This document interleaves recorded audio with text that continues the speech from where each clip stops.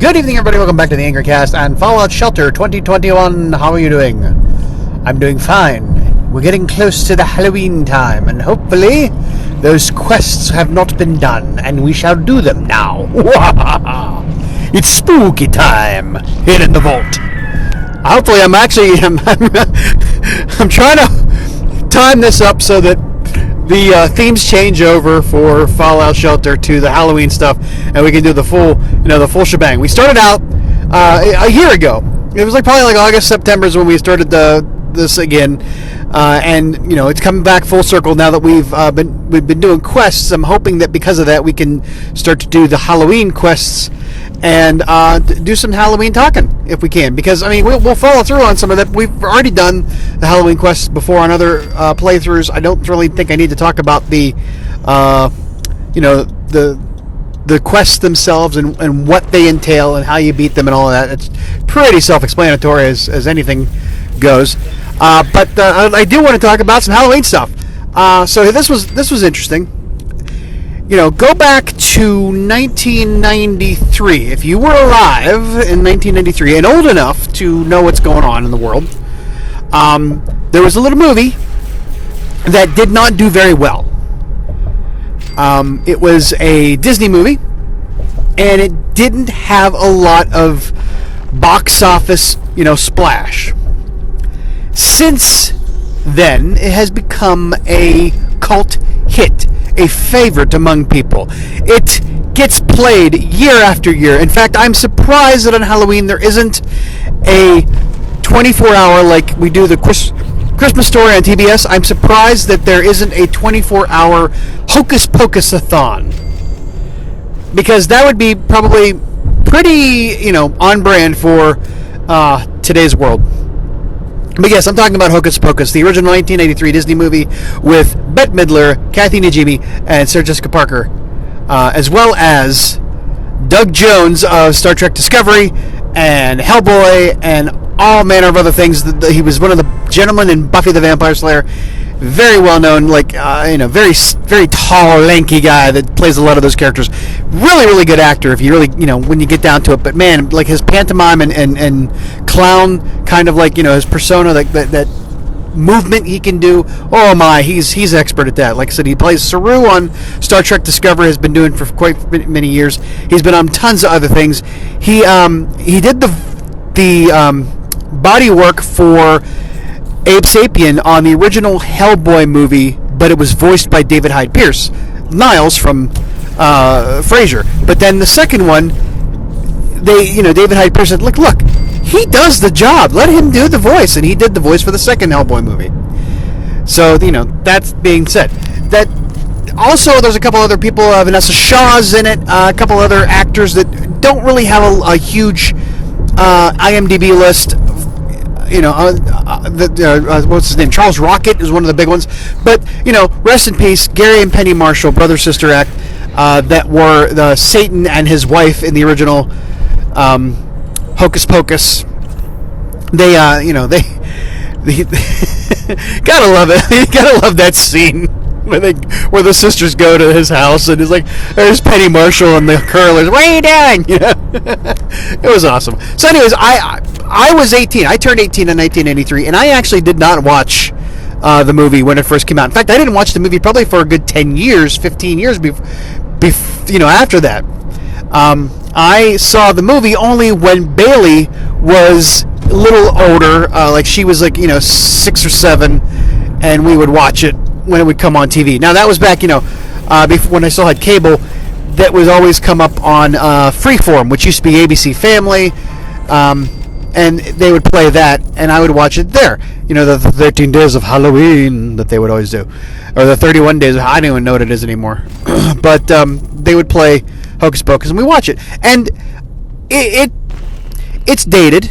It's definitely a 90s movie. It has a lot of 90s stuff in it, but while it didn't take itself extremely seriously, it did have a lot of redeeming qualities to it. Bette Midler, Kathy Najimy, and Sarah Jessica Parker are awesome as the Sanderson sisters. 3 witches from Salem, Massachusetts, back in 1653, I think it is, 1683. They were hanged for being witches, and they are, cursed to, not be at rest or whatever. And then, they get released in 1993 and run amok, and they try to live forever by performing a spell. It does not work, and they get, boom, bye-bye, poof. And with the help of, the kids that are in the movie, with the help of Binks the cat and Billy Butcherson, played by Doug Jones, they win the day, and the Sanderson sisters go bye-byes. It's now 2022. It's now almost 30 years later, and there's a sequel. And there was supposed to have been a reboot or a sequel of some sort without the involvement of any of the original cast, I think, on TV. And then that got scrapped when it said, hey, well, we're actually going to do this right. And so we started to see a lot of talk about how Bette Midler wanted to get it going, and they got things back together, and then we have a new updated version, a sequel to Hocus Pocus. I don't want to give away any spoilers on the thing, so we'll try to keep this as spoiler-free as possible. There's not really anything we can tell you that says, oh my God, you're going to give away a spoiler. What, they come back? Well, there wouldn't be a movie, jackass, if they didn't come back. I will say there's one spoiler I will give out, and it's an appearance by a character played by a well-known British lady who, my God, anything for any other reason to watch this movie is to see Hannah Waddingham play a witch. Oh lordy, I can't wait for Ted Lasso to come back. That's neither here nor there. So yeah, let's get let's talk a little bit about that movie, the sequel, and try not to give away too many spoilers. The basic plot is we see how the Sanderson sisters become witches in a sense early on from their childhood. Then we come back to the present day, and there is, of course, Salem has their a Halloween event going on, and through some manner of things, of course, the Sanderson sisters are back, and they're going to try to make sure that they never die, or never go away, or become all powerful, or whatever. And it's up to a few kids to thwart their plans. Those kids are now in the form of three girls. One is named Becca. One's named Cassie. One's name, oh God, I can't remember her name. Ivy? I forget. Oh geez, I feel bad. But three girls, and they are teenagers, and there's no there's no younger little girls like Thora Birch was in the original movie, or older kids like the Max and his the Thora Birch's or his intended to be friend, girlfriend, whatever. There is a cat. It's not Binks. There's no Thackeray Binks. He has his his eternal rest with his sister. There's a lot of not cameos. There are a lot of reintroducing of plot points from the original movie through clips of the original movie, and I will say that, and even so, it's even done as an homage and sort of as in honor of certain people who are who are not in the movie. There's a clip, and that's all I'm going to say. But if you've seen online, they had a clip from the movie where the Sanderson sisters are in a store and they're trying to find brooms to go fly. And of course, if you check the end card of this video and in the description of this video, you will see there's a link to a shirt that I designed in honor of the movie. In the original movie, I just called it Sisters, and it was a two brooms and a vacuum of different colors, the Sanderson sister colors. Just across the shirt, very simple, minimalist if I could, and I just updated it to Sisters 2.0. Their new rides are here, and if you watch that clip online, you know what those objects are. That is one of the best parts of the damn movie is the updating to them riding around on their respective vehicles for witchery. It's pretty funny. There's a lot of great scenes with that, and they also kind of like bring it into the 21st 21st century in a sense of the whole witchcraft thing. Like, yeah, the 1993 movie was definitely a 90s movie about witchcraft, from a kid's perspective. Was not very, realistic or kind of poked at the actual belief, the paganistic or whatever belief system. This one kind of does that. They kind of go for a few things in it, but it's still a kids movie. It's still a Disney movie, but it is grown up. There's a little bit more, not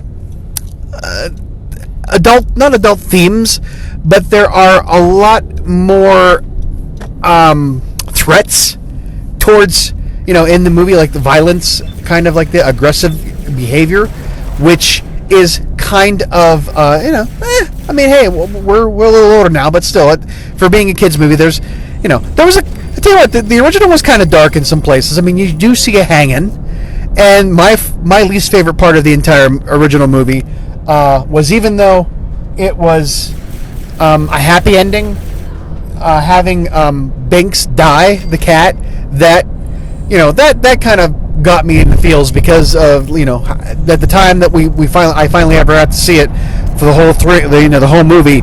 I was going through the death of a black and white cat, my own Oscar, and he that kind of it still gets me every once in a while, because I've had my share of pets go over the rainbow bridge, and it's never something that is fun to deal with. But that's what it is. But it's still, it was a cat that was not really a cat. It was kind of like a puppet in a sense. But yeah.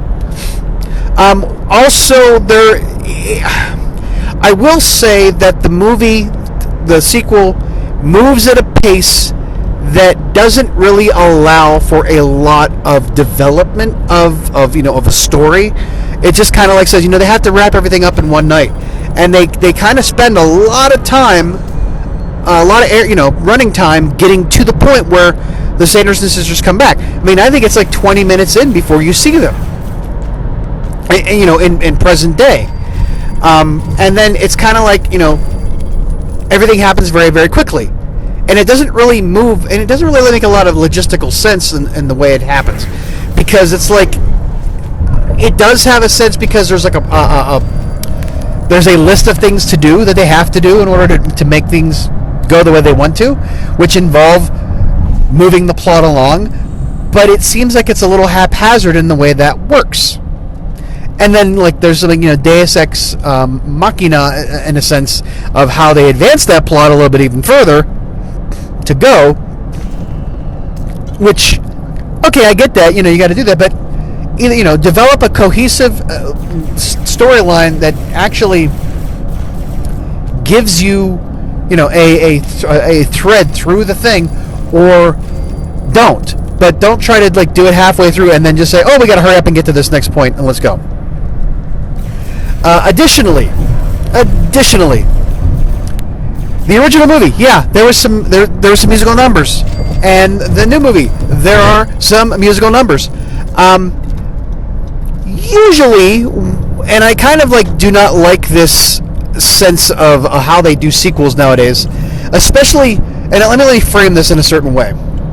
When you have a movie that has a following, that has social pop culture awareness, that is deeply rooted into pop culture for whatever reason, whether it be merchandising or just seasonal value of watching it again and again, or anything else. When you have that and you bring a sequel that is not a direct drama or action, sci-fi thing, there's a tendency to take yourself a little less seriously and be a little bit more referential and almost go to that breaking of the fourth wall.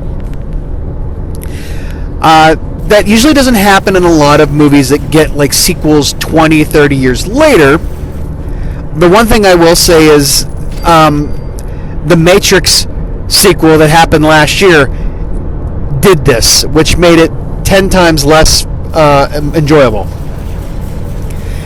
Here, in this movie, there is a ton of nodding to the existence of Hocus Pocus, and it's kind of like a call-out.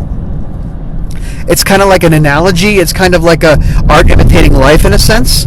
There is a lot of and it doesn't really make a lot of sense actually when you think about it.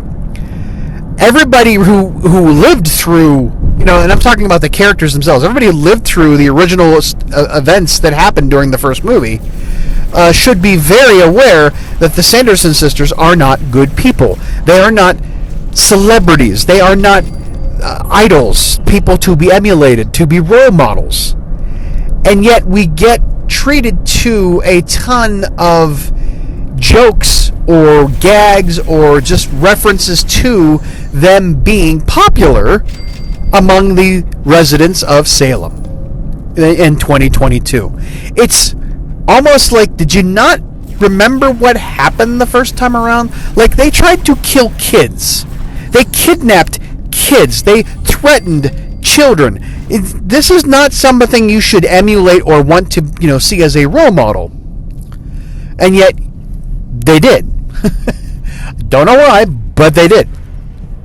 And then to that end, we get a musical number, which, don't get me wrong, I enjoyed the music. I enjoyed their singing and the two numbers that they do in the movie.